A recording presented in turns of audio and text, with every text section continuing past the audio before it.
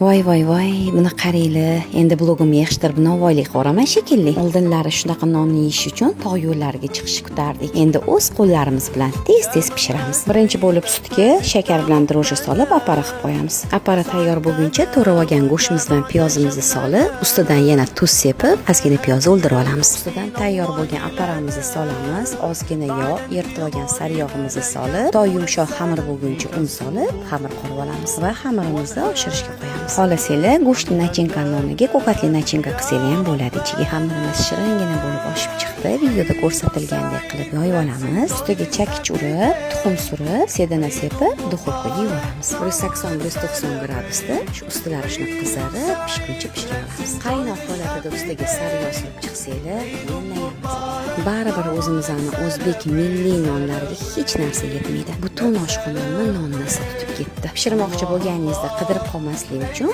saqlanib qo'yishni unutmanglar. Pishirganlarimiz ibodatlarimizga quvvat bo'lsin.